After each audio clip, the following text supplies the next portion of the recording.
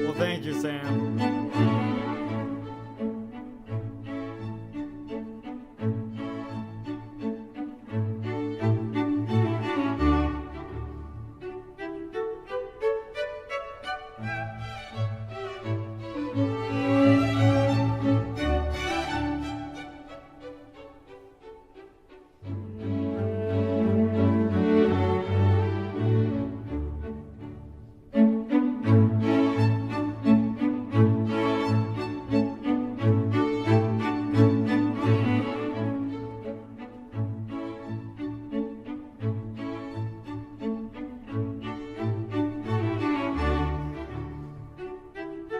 Welcome to Leaping Larry's Revolutionary Reading Theatre.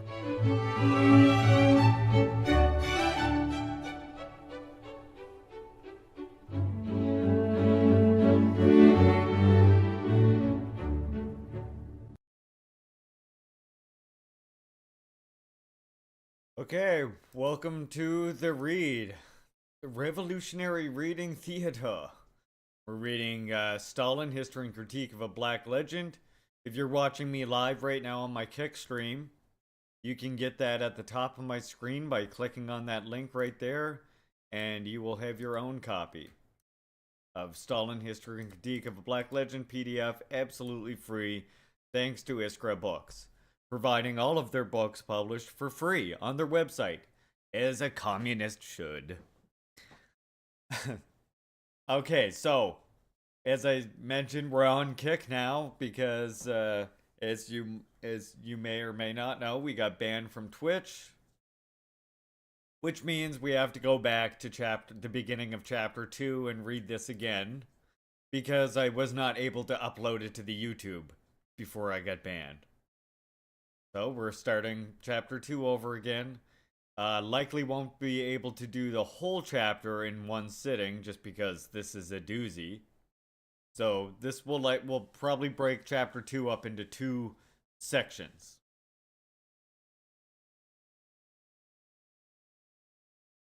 Either way, it's called Chapter 2, The Bolsheviks, From Ideological Conflict to Civil War. The Russian Revolution and the Dialectic of Saturn.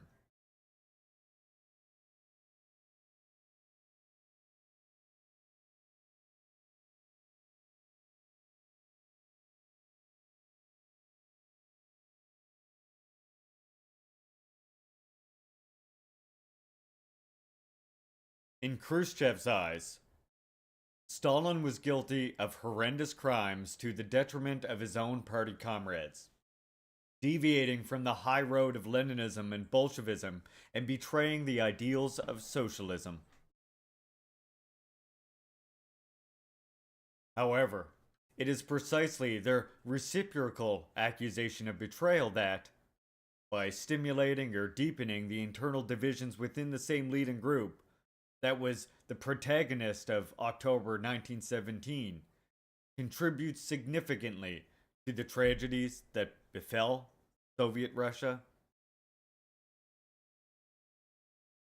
How to explain these splits? The dialectic on the basis of which Saturn devours his children, quote unquote, is certainly not an exclusive characteristic of the October Revolution. The choral unity that presides over the overthrow of an ancient regime, now disliked by the majority of the population, inevitably cracks or disappears when it comes to deciding on the new order to be built.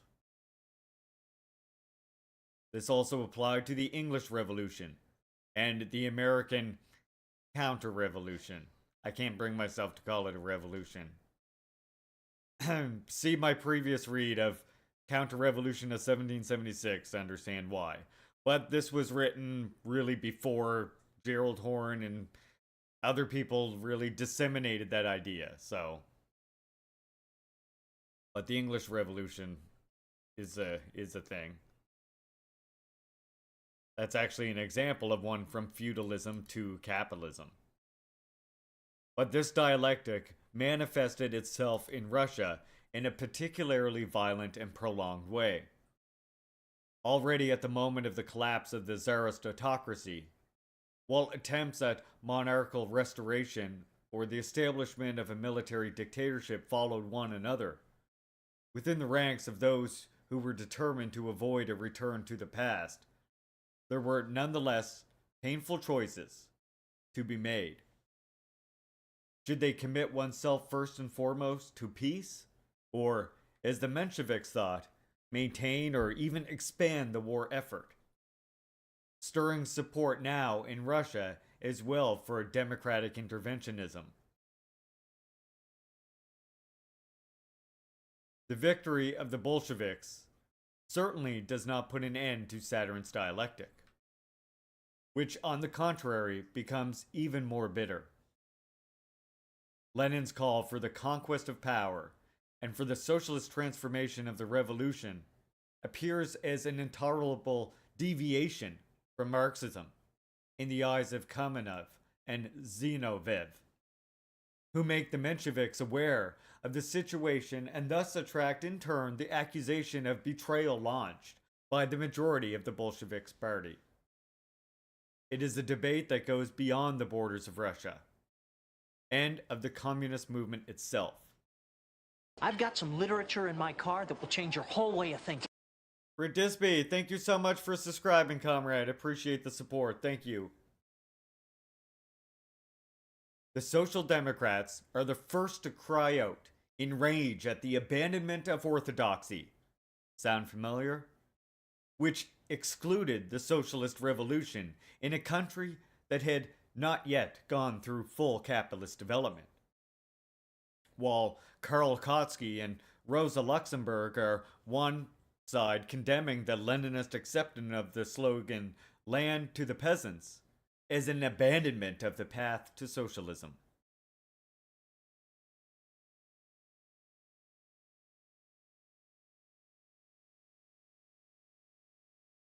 But here, we should concentrate on the deviations that occurred within the Bolshevik leadership proper, explaining the particularly devastating force that the dialectic of Saturn assumes are the messianic expectations aroused by an interweaving of circumstances, objective and subjective.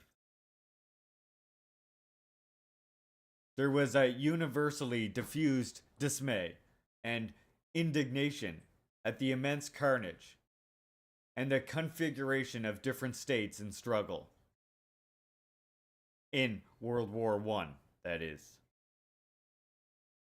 As bloodthirsty Molochs, determined to sacrifice millions and millions of people on the altar of the defense of the homeland, hiding their real motives of imperialistic competition for world hegemony.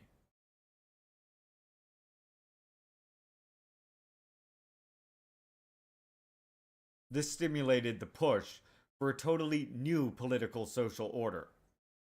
It was a question of cutting once and for all the roots of the horrors that had been manifested since 1914. Further fueled by a worldview, which with Marx and Engels seemed to invoke a future devoid of national borders, mercantile relations, state apparatus, and even judicial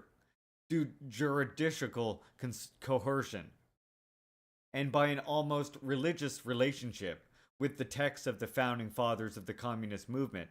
This claim cannot fail to be disappointed at the construction of a new order that begins to take shape. This is why, long before it burst into the center of Trotsky's reflection and denunciation, after having already appeared at the moment of collapse of the Tsarist autocracy, the motif of the revolution betrayed accompanied the history that began with the rise to power of the Bolsheviks like a shadow. The accusation or suspicion of betrayal emerged at every turning point of this particularly torturous revolution, pushed by the needs of government action to rethink certain original utopian motives, and still forced to limit its great ambitions with the extreme difficulty of the objective situation.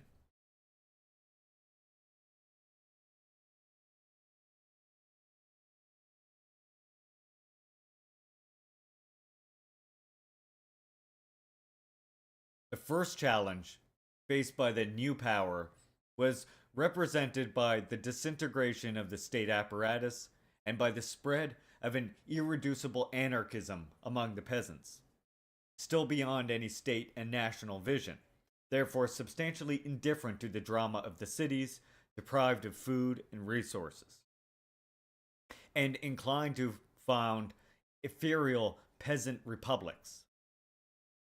The same occurred among the deserters, now averse to any discipline, as is confirmed by the emergence of the district in Bessarabia of the Free Republic of Deserters. In this case, they branded Trotsky as a traitor, who, as a leader of the army, was in the front line in the work of re-establishing central power and the very principle of the state.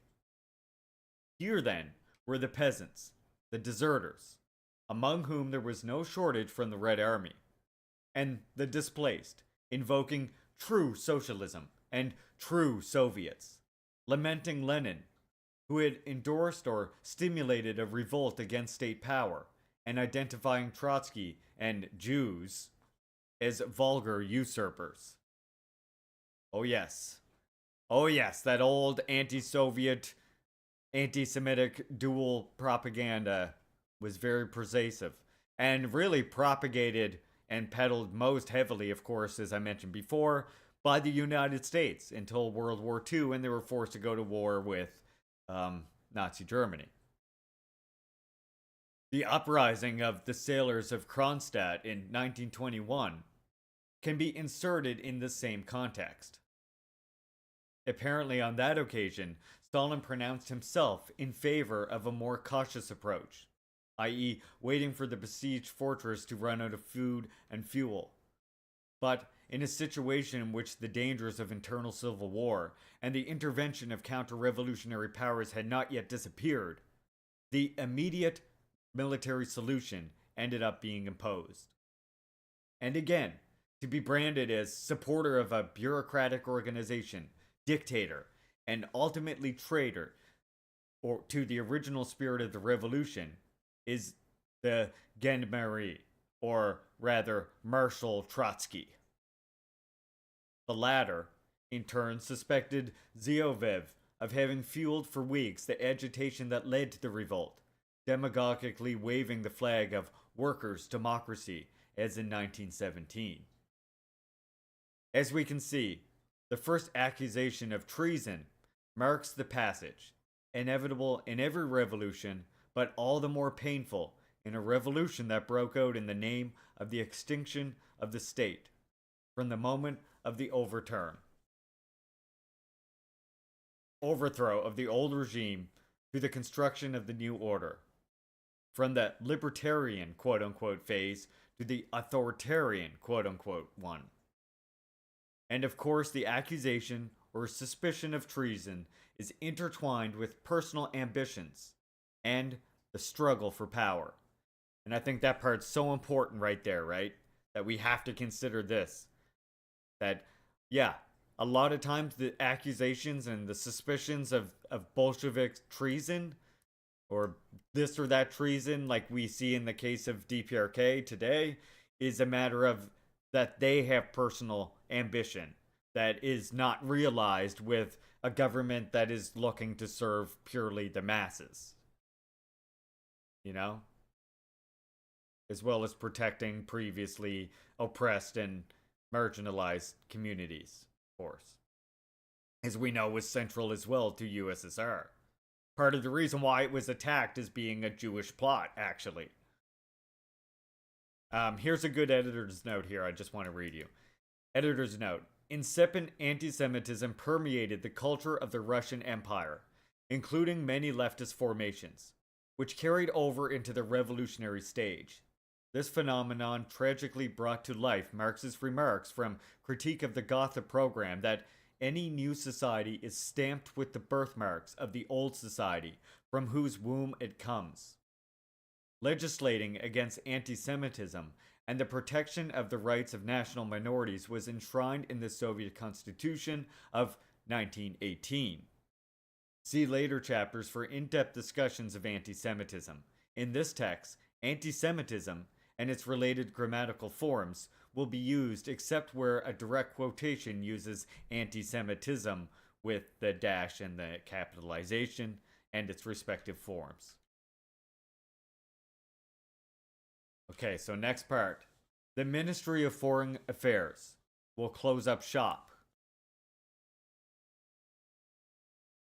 The patriotic rhetoric and national hatreds, partly spontaneous and in part cleverly stirred up, had resulted in the slaughter of imperialist war. The need to put an end to all this appeared urgent. This emerged in certain sectors of the communist movement, a completely unrealistic internationalism which tended to dismiss the different national identities as mere prejudice. Again, sound familiar? Let us see, I don't see color type feel.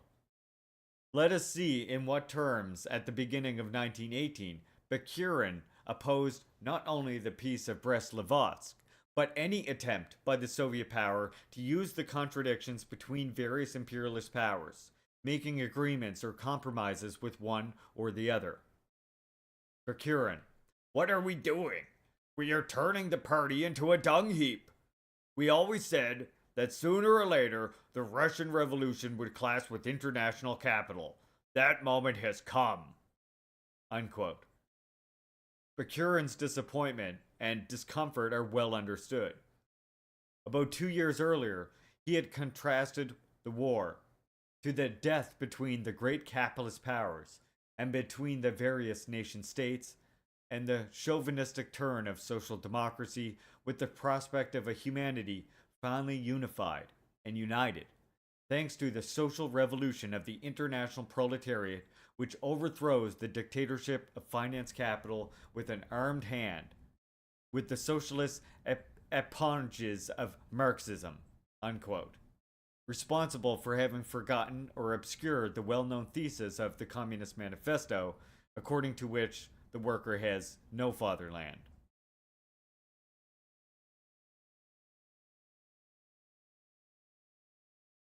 Defeated alongside with the bourgeoisie, the vast limitation of the proletariat's philosophy is being overcome.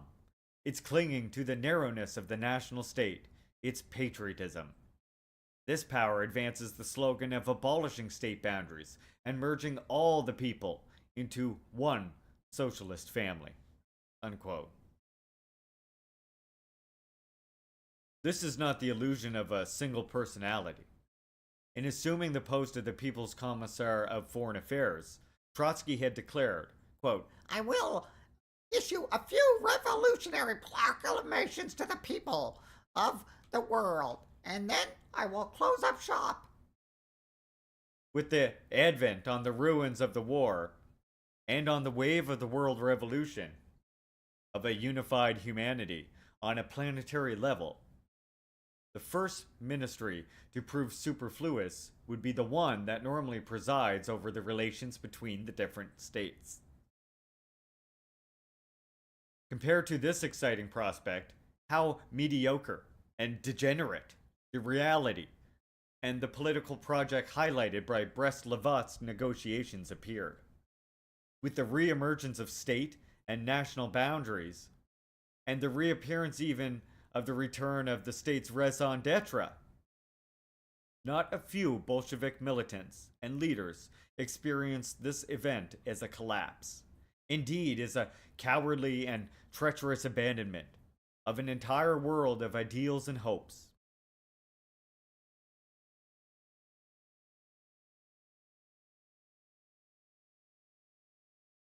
Certainly, it was not easy to resist the army of Wilhelm II, but to yield to German imperialism only because the Russian peasants, meanly attached to their interests and oblivious to the task imposed by the world revolution, refused to continue to fight? Was this not proof of their incipient peasant degeneration of our party and of Soviet power? At the end of 1924, Bakurin describes the spiritual climate at the time of Brest-Litovsk that was dominant among the left communists, pure-blooded, and the circles of Comrade Trotsky's sympathizers that sympathize with Comrade Trotsky. Ew.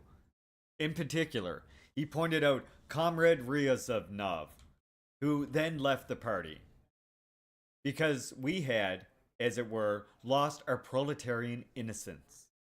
Oh no. Beyond individual personalities, it was important party organizations that declared, quote, "In the interest of the world revolution, we consider it expedient to accept the possibility of losing Soviet power, which is now becoming purely formal." These words were strange and monstrous to Lenin, who, however, at a certain moment was the subject of these accusations, or suspicions of betrayal, and seemed to be the target of a project, albeit vague, of a coup d'etat, which Bakurin was considering. Fucking Bakurin. What? Cooking up a coup d'etat against Lenin. I guess I need a Lenin emote for us, don't I? Noted. Make note that I need a Lenin emote in my Discord, somebody. All the prestige and energy of the great revolutionary leader was needed to overcome the crisis. However, it reappeared a few years later. With the defeat of the Central Empires and the breakout of the revolution in Germany, Austria, and Hungary, and its overbearing appearance in other countries, the perspective from which the Bolsheviks had been forced to take in Brest-Litovsk seemed to regain new vitality and relevance. In concluding the first Congress of the Communist International, Lenin himself declared, quote, "The victory of the proletarian revolution on a world scale is assured. The founding of an international Soviet republic is on the way." Oh, it is right there. Oh, what's that you say? We need another one? Duly noted. Thus, the imminent defeat of capitalism on a world scale would quickly be followed by the fusion of the various nations and states into a single body. Once again, the Ministry of Foreign Affairs was bound to become superfluous. The sunset of these illusions coincides with Lenin's illness and death. All the more serious is the new crisis because of the fact that now, within the Bolshevik Party, an undisputed authority is missing. From the point of view of Trotsky and his allies, and followers there, could be no doubts. The choice of socialism in one country, with the consequent abandonment of the idea of world revolution, was not dictated by political realism and the calculation of the relations of force, but only by a bureaucratic routine, opportunism, cowardice, and ultimately, betrayal.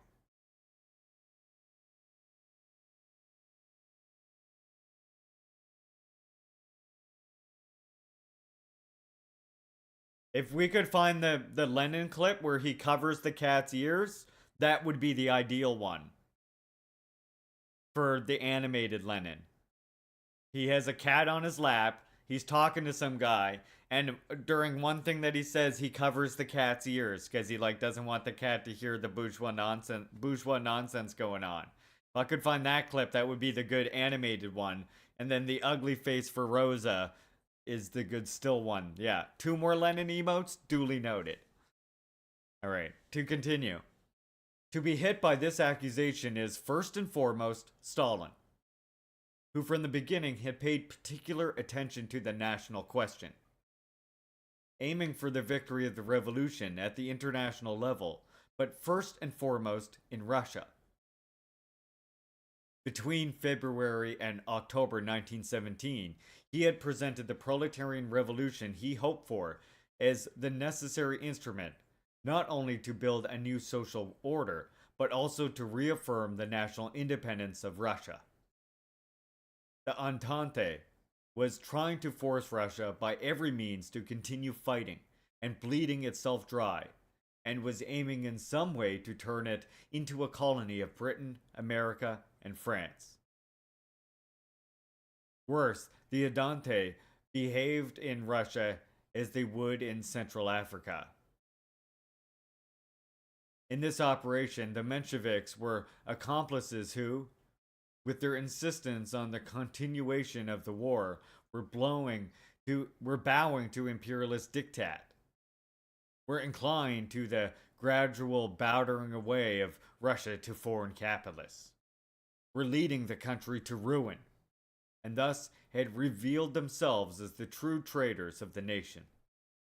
In contrast to all of this, the revolution to be carried out would not only promote the emancipation of the popular classes, but pave the way for the real emancipation of Russia.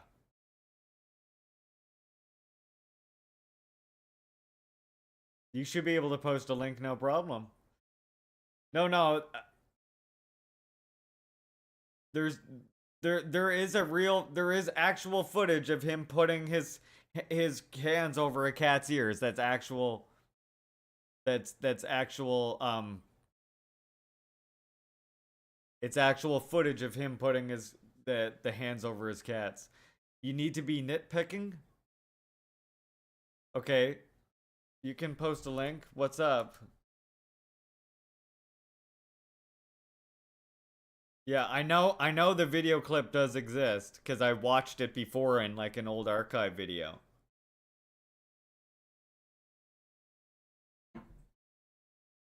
What's this? Superfluous. Super. I'm not worried about pronouncing English language though. Thanks though. After October, you might be a perfectionist, but I'm not. After October, the counter-revolution, unleashed by the whites, supported or aided by the Entente, had been defeated thanks to the appeal of the Bolsheviks to the Russian people to reject the invasion of imperialist powers determined to reduce Russia to a colony or semi-colony of the West. It was on this basis that the new Soviet power had also given their support to officials of noble descent. And in promoting this line, Stalin had again distinguished himself, and had thus described what was at stake in the course of the Civil War. Quote, the victory of Denikin and Kolchak would mean the loss of Russia's independence, would turn her into the milch cow of British and French plutocrats. In this respect, the Denikin and Kolchak government is a supremely anti-popular, anti-national government.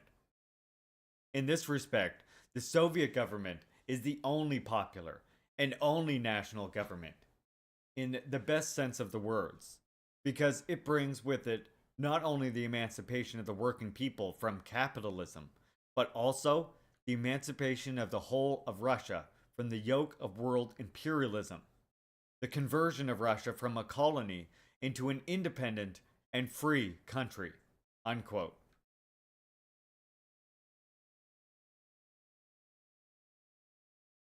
On the battlefields, they faced, on the one hand, Russian officers who have forgotten Russia, have lost all sense of honor, and are ready to desert to the enemies of workers and peasants, Russia. On the other were Red Army soldiers, consciously fighting, not to protect capitalist profits, but for the emancipation of Russia. In this perspective, social struggle and national struggle were intertwined. By replacing imperialist unity, i.e., unity based on national oppression, with a unity based on the recognition of the principle of equality among nations, the new Soviet Russia would put an end to the disintegration and complete ruin taking place in old Tsarist Russia. On the other hand, by increasing its strength and prestige, the new Soviet Russia would contribute to the weakening of imperialism and to the cause of victory of the revolution in the world.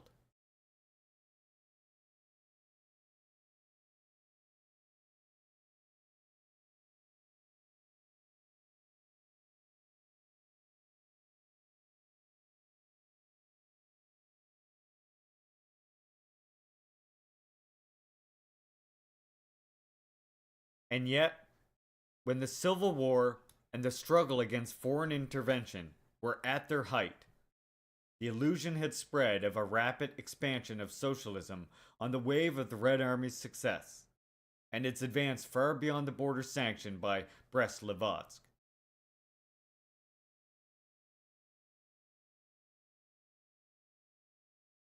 Thanks to his realism, and above all, his acute sensitivity to the national question, Stalin had pointed out the dangers of penetrating deep into Polish territory. Quote, the rear of the Polish forces differs very substantially from the Kolchak and Denikin, to the great advantage of Poland. Unlike the rear of Kolchak and Denikin, the rear of the Polish forces is homogeneous and nationally united. Hence its unity and staunchness. Its predominant sentiment, a sense of motherland, is communicated through numerous channels to the Polish front, leading the unit's national cohesion and firmness, unquote. That is to say, it was one thing to defeat an enemy in Russia who was discredited even on a national level, and quite another thing to face a nationally motivated enemy outside of Russia. And therefore, the calls for a march on Warsaw and the declarations according to which one could be satisfied only with a Red Soviet Warsaw were an expression of vicious boastfulness and harmful self-conceit. Yeah, we need to add that command back in, I guess. The humor command is still missing from our repertoire. The Nightbot transfer didn't bring all of them for some reason. The failure of the attempt to export socialism to Poland, which until some time before had been part of the Tsarist Empire, had strengthened Stalin in his convictions. In 1929, he highlighted the need to take note of a phenomenon largely unsuspected by the protagonists of the October Revolution: the colossal power of stability possessed by nations. They seemed destined to be a vital force for a long period of history, and therefore, for a long historical period, humanity would continue to be divided not only between different social systems, but also between different linguistic, cultural, and national identities. He actually does a good book about that.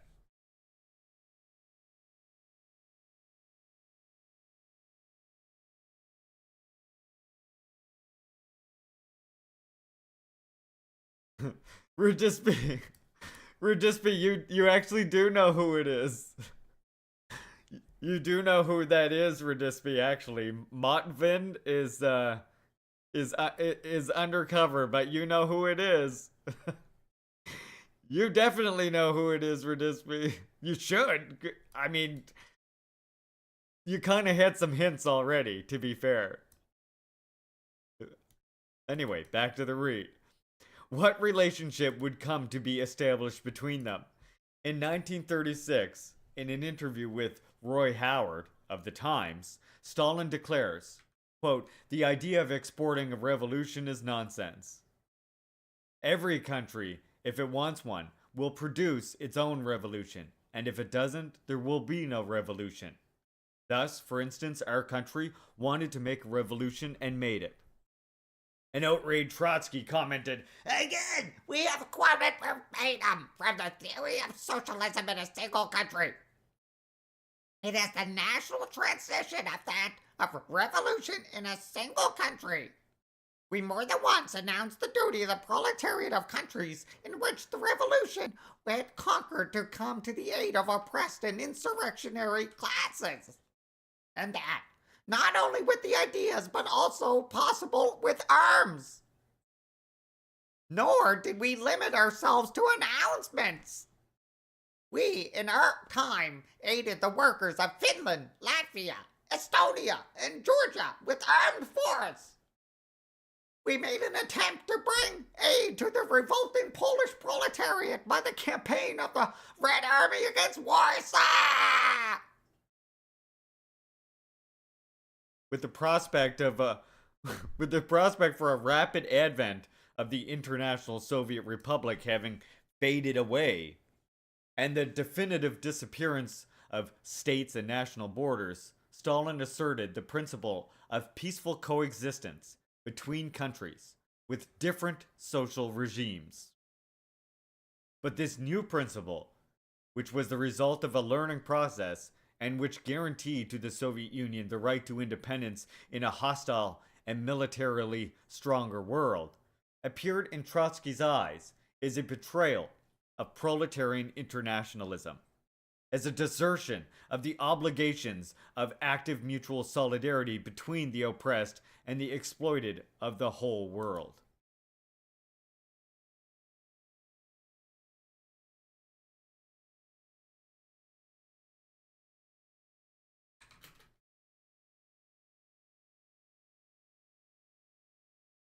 There would just be as an OG badge now. Tireless is this polemic against the transformation of the original internationalist revolutionary policy into a national conservative one. Again, the national pacifist foreign policy of the Soviet government, against the forgetting of the principle according to which the individual worker state must act only as a bridgehead of the world revolution. In any case, just as a peaceful transition from capitalism to socialism is unthinkable, a socialist state cannot peacefully merge with the world capitalist system. This is an attitude that Trotsky reiterated again in 1940. It would have been better not to engage in war with Finland, but once it had begun, there should be carried through to the end. That is the Sovietization of Finland. Unquote. And again, the Soviets never went into Finland to Sovietize it, to take it over. They went into Finland to fortify border regions in preparation for the incoming fascist invasion that they knew was inevitable.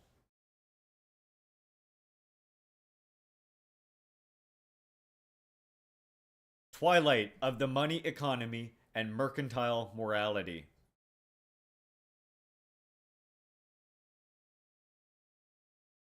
The dialectic of Saturn manifests itself in numerous other areas of political and social life.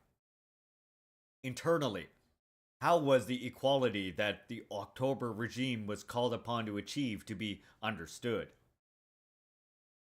Monagati, welcome in, comrade. Great to see you.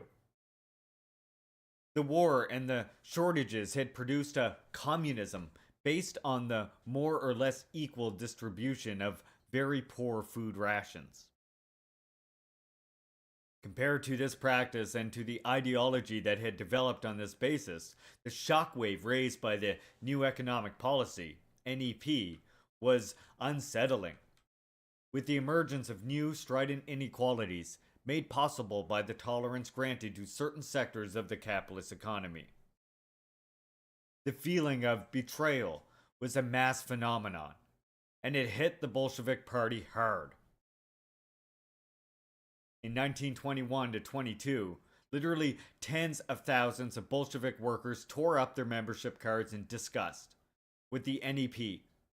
They dubbed it the new exploitation of the proletariat. Even outside of Soviet Russia, we see a French communist leader resigning himself to the turning point, but at the same time writing in L'Humanité, the NEP brings with it a bit of the capitalist rot that had totally disappeared at the time of war communism. We get some Trotsky poverty fetishism going on here, in other words. So if you comrades want me to put this into plain English for you, plain language for you, what we got going on right now is a fetishization by these Trotskyists of like a poverty, and citing that as Marxism, while at the same time ignoring, of course, that the reason Marx thought that revolution would have to break out where capitalism was already highly developed was so that the productive forces and the goods would be available there to distribute, right?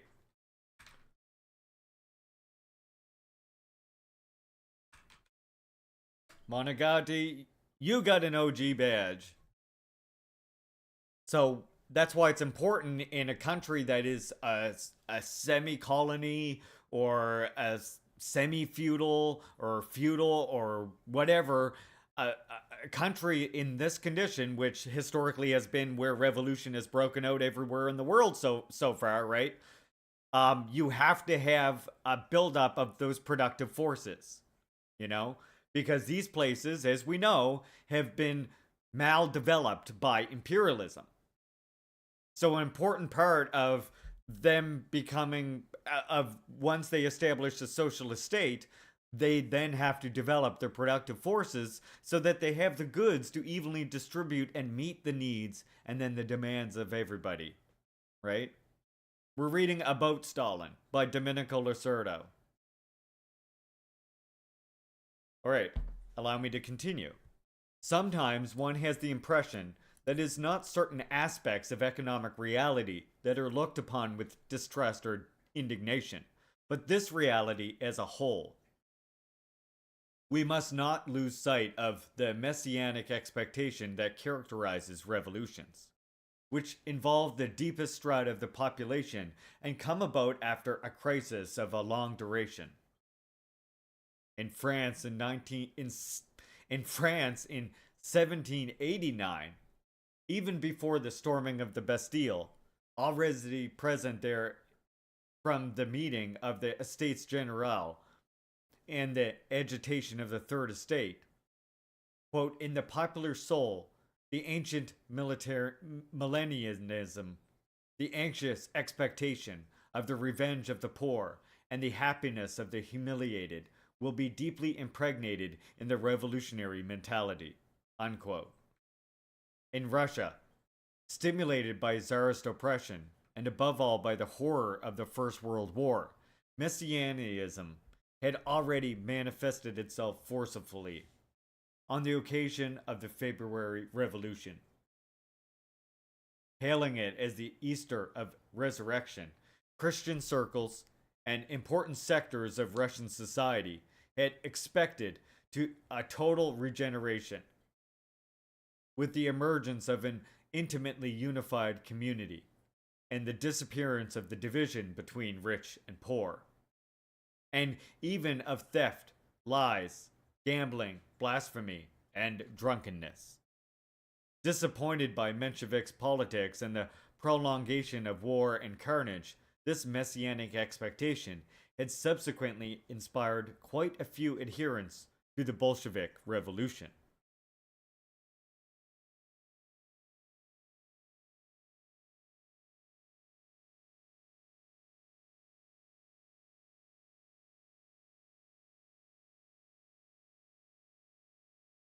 This is the case, for example, of Pierre Pascal, a French Catholic who was later deeply disappointed by the transition to the NEP, but who had initially greeted the October 1917 turning point in this way. Quote, "This is the very realization of the fourth palm of the Sunday Vespers. and the magnificent, the powerful cast from their throne, and the poor man lifted from his hovel. There are no more rich people, only poor and poorer. Knowledge no longer confers either privilege or respect. The former worker promoted to director gives orders to the engineers. Salaries high and low are getting closer to each other. The right to property is reduced to the rags on one's back. Judges are no longer obliged to apply the law if their sense of proletarian equity contradicts it. Unquote. Reading this passage, Marx's statement that nothing is easier than to give Christian aestheticism a socialist tinge comes to mind.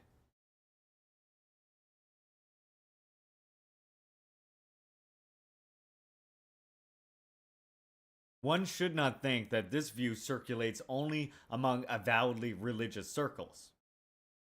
It is the manifesto of the Communist Party that points out that the first movements of the proletariat are often characterized by claims under the banner of universal aestheticism and social leveling in its crudest form, quote unquote.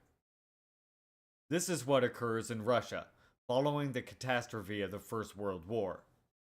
In the 1940s, a Bolshevik effectively described the spiritual climate prevailing in the period immediately following the October Revolution. The climate that emerged from the horror provoked by the war caused by imperialist contention for the plundering of colonies, for the conquest of markets and raw materials, by the capitalist hunt for profits and super profits. Quote, we young communists had all grown up in the belief that money was done away with once and for all. If money was reappearing, wouldn't rich people reappear too? Weren't we on a slippery slope that led back to capitalism? Unquote. This spiritual climate also finds expression in the work of eminent Western philosophers. In 1918, the Young Bloc called on the Soviets to put an end not only to all private economy, but also the money economy, and with it, the mercantile morality that consecrates all the most evil in men. Only by liquidating this rot in its entirety was it possible to put an end once and for all to the struggle for wealth and domination, and for the conquest of colonies and hegemony, which had catastrophically led to war. In publishing the second edition of The Spirit of Utopia in 1923, Bloch considered it appropriate to eliminate those previously mentioned passages that were of a decidedly messianic nature.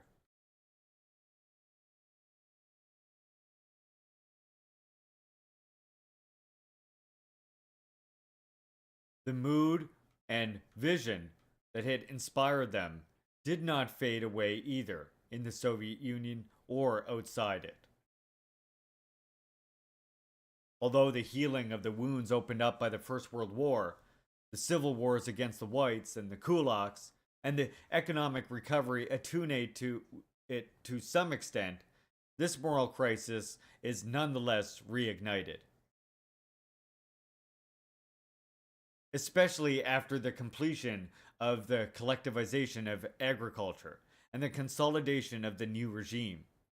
It was no longer possible to refer to capitalist residues and the immediate danger of collapse to explain the phenomenon of the presence of wage differences.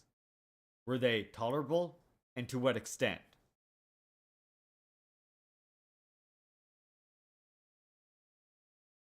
In the Phenomenology of Spirit, Hegel highlights the a priori contained in the idea of material equality, which is at the basis of the claim of the community of goods.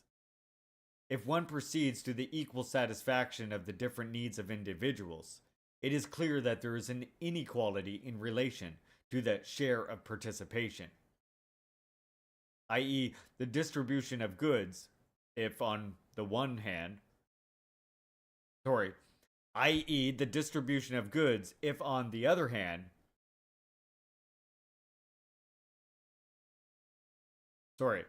I paused that in a weird time. Let me just back up. If one proceeds to the equal satisfaction of the different needs of individuals, it is clear that there is an inequality in relation to the share of participation, i.e., the distribution of goods. If, on the other hand, one proceeds to an equal distribution of goods, then it is clear that the satisfaction of needs, different from time to time, is unequal in individuals. In any case, the commonality of goods fails to fulfill the promise of material equality.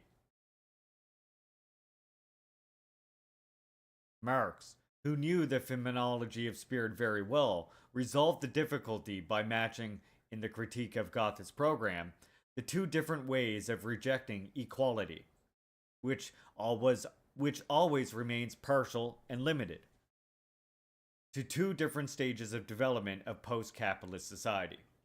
In the socialist stage, distribution according to an equal right, i.e., paying with an equal yardstick, the work provided by each individual and different from time to time, produces an obvious inequality in pay and income. In this sense, the equal right is nothing more but a right of inequality. In the communist stage, the equal satisfaction of the various needs also entails an inequality in the distribution of resources. Only that the enormous development of the productive forces, by fully satisfying the needs of all, renders this inequality irrelevant.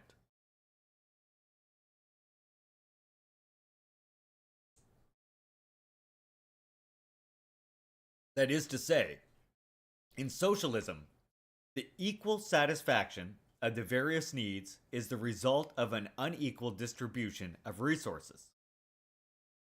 In other words, in socialism, material equality is not possible. In communism, it no longer makes sense.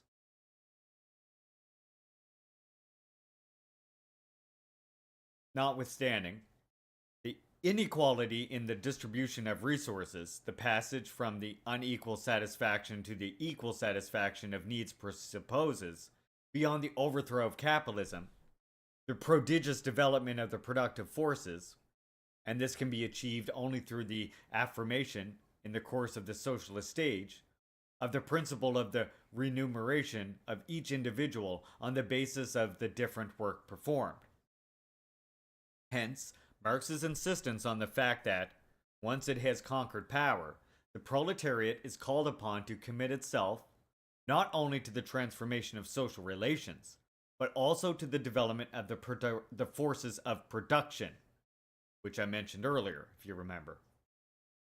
On the other hand, however, in celebrating working-class Paris, as opposed to the French bourgeoisie, which wallows in luxury at the same time as it is engaged in bloody repression, Marx points to a measure passed by the Commune as a model.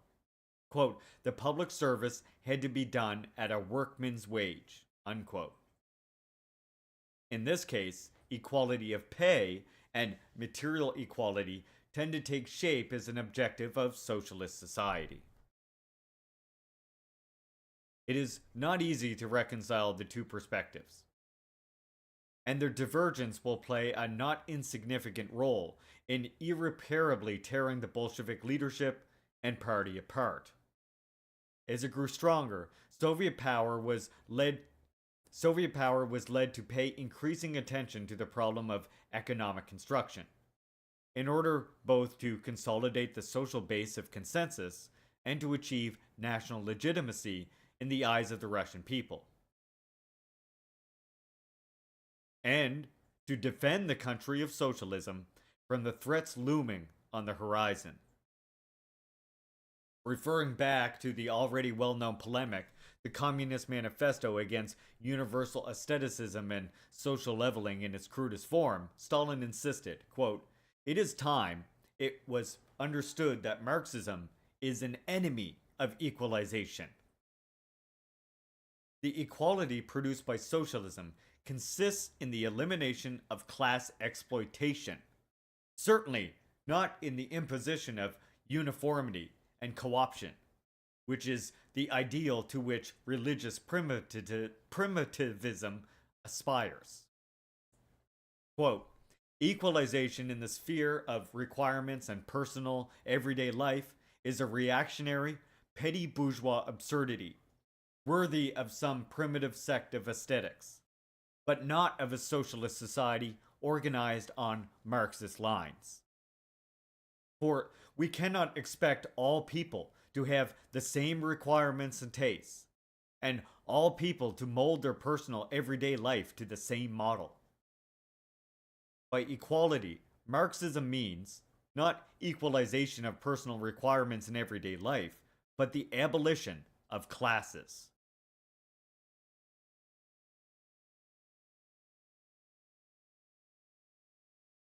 Unquote, Stalin. Religious primitivism can express itself through the aspiration to a community life, within which individual differences are erased, with serious damage also to the development of productive forces. Quote, leftist blockheads at one time idealized the agricultural communes to such an extent that they even tried to set up communes in mills and factories, where skilled and unskilled workers, each working at his trade, had to pool their wages in a common fund, which was then shared out equally. You know what harm these infantile equalitarian exercises of the left blockheads caused our industry? Unquote. Stalin's long-term goal was very ambitious, both socially and nationally, to make our Soviet society the most prosperous of all societies, to achieve the possibility of converting our country into the most prosperous of all countries. But in order to achieve this result, our country must have a productivity of labor which surpasses that of the most foremost capitalist countries. Unquote. Which again entails recourse to material as well as moral incentives, and thus overcoming the egalitarianism the Soviet leader considered crude and mechanical. And once again, and indeed more than ever, religious primitivism makes itself felt, with its mistrust not only of wage differences, but above all, of wealth as such. Quote, if everyone becomes prosperous, they go on to say, and the poor cease to exist, upon whom then are we Bolsheviks to rely on our work? Unquote. Thus argued and agonized those who Stalin referred to as the leftist blockheads, who idealized the poor as the eternal bulwark of Bolshevism under all conditions.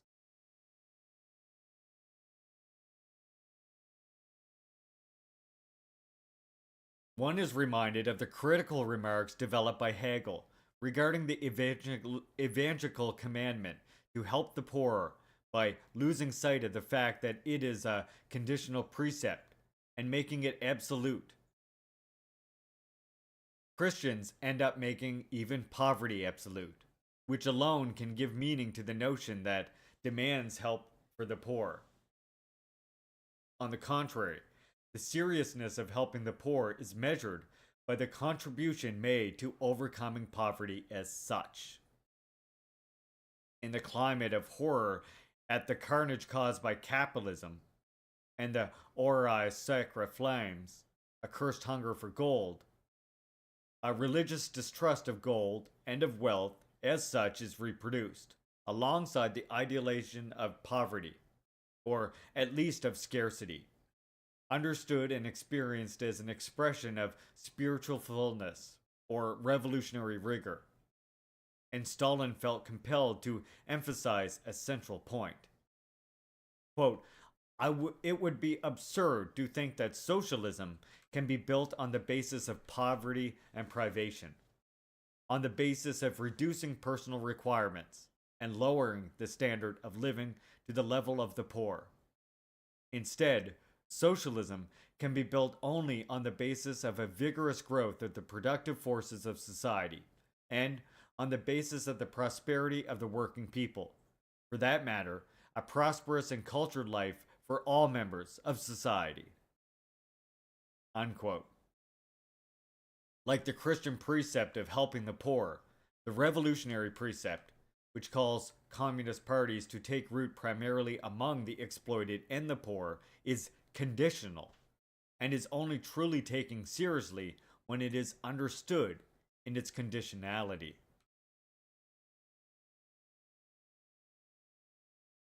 And therefore, to Stalin, it was necessary to intensify efforts in order to decisively increase social wealth, introducing a new wave of socialist emulation, which means socialist competition. Recourse had to be made to both material incentives, enforcing the socialist principle of pay according to work, and moral incentives, for example, giving the highest distinction to the most eminent Stakhanovites. Trotsky's orientation was different and opposite, by re-establishing ranks and decorations, and thus liquidating socialist equality. The bureaucracy prepared the ground for changes in property relations as well. While Stalin explicitly referred to the polemics of the manifesto against a socialism understood as a synonym of universal aestheticism and crude egalitarianism, the leftist opposition, consciously or unconsciously, relied on the thesis contained in Civil War in France, according which to even the highest level managers should be paid workmen's wages. Quote unquote. Wrongly, Trotsky urged, in order to justify their privileges, the bureaucracy and Stalin referred to the critique of the Gotha program. Quote, Marx did not mean by this the creation of a new inequality, but merely a gradual rather than sudden elimination of the old inequalities in the sphere of wage. Unquote. On the basis of this political line, of leveling wages both in the factories and in the state apparatus, it was very difficult to promote the development of the productive forces. And Stalin emphasized that wage differentiation did not mean the restoration of capitalism. One should not confuse the social difference that existed under the new regime with the old antagonism between exploiting and exploited. But in Trotsky's eyes, it was a clumsy attempt at trivialization. In the cities, the contrast between luxury and want is too clear to the eyes. Nabil, welcome in. Yeah, it's getting nasty out there. My wife hopefully will be home soon. Great to see you, Nabil. I hope you're great. Hopefully she'll be home soon. Whether from the standpoint of Stalinist sociology, wait, is this Trotsky? 45. 46. This is Trotsky. 46. Okay, this is Trotsky. Sorry. Hold on.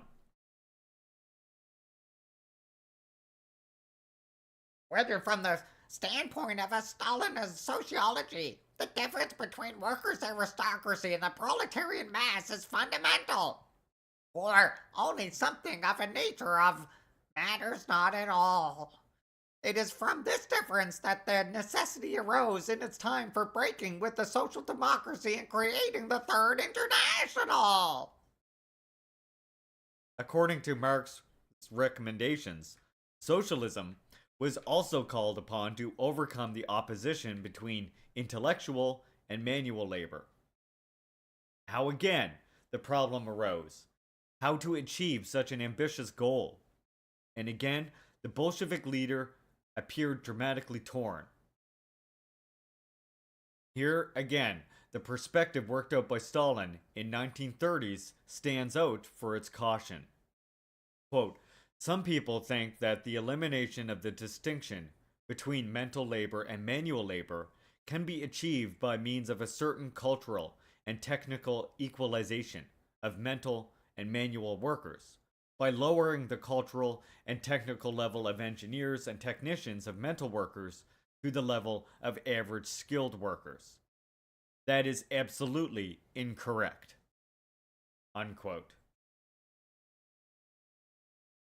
Indeed, it was a matter of stimulating access to education at every level, of hitherto excluded social strata.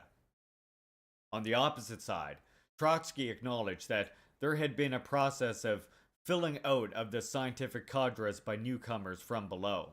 And yet, he reiterated, the social distance between physical and intellectual labor has increased, not decreased, during recent years.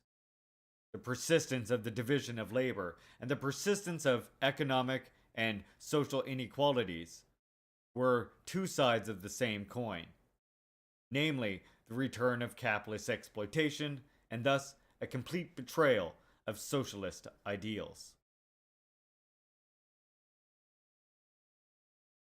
God, is this Trotsky? Oh my God, it's Trotsky. When the new constitution announces that in the Soviet Union, abolition of the exploitation of man by man has been attained, it is not telling the truth. The new social differentiation has created conditions for the revival of the exploitation of man in its most barbarous form. That of buying him into slavery for personal service. In the list for the new consensus, personal servants are not mentioned at all. They are evidently to be dissolved in this general group of workers. There are, however, plenty of questions about this. Does the socialist citizen have servants? And just how many? Maid, cook, nurses, governess, chauffeur? Does he have an automobile at his personal disposal? How many rooms does he occupy? Etc. Not a word on these lists about the scale of earnings. If the rule were revived that exploitation of labor of others deprives one of political rights, it would turn out somewhat unexpectedly that the cream of the ruling group are outside the bounds of Soviet constitution. Fortunately, they have established a complete equality of rights for servant and master. Therefore, the presence of social figure of the maid and of the servant in general was already synonymous not only with exploitation, but with exploitation of man in its most barbarous form, quote unquote. And how to explain the persistence or the reappearance in the USSR of such relationships, if not the abandonment of an authentically socialist perspective? That is, with betrayal.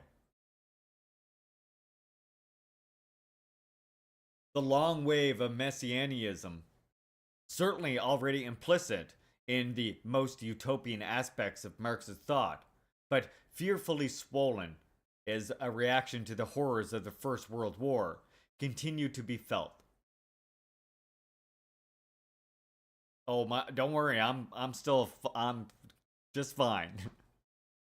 In his report to the 17th Congress of the CPSU, January 26, 1934, Stalin felt the need to warn against the leftist chatter current among a section of our functionaries to the effect that Soviet trade is a superseded stage, that it is necessary to organize the direct exchange of products, that money will soon be abolished, unquote. Those who thus argue do not realize that the supercilious attitude towards Soviet trade is not an expression of Bolshevik views, but rather of the views of impoverished aristocrats who are full of ambition but lacked ammunition, unquote. Though, on the one hand, Trotsky did not miss the opportunity to condemn Stalin's earlier economic adventurism, and, on the other hand, he mocked the rehabilitation of the ruble and the return of the bourgeois methods of distribution. In any case, he continues to reiterate that under communism, along with the state, money, and every form of the market are destined to disappear.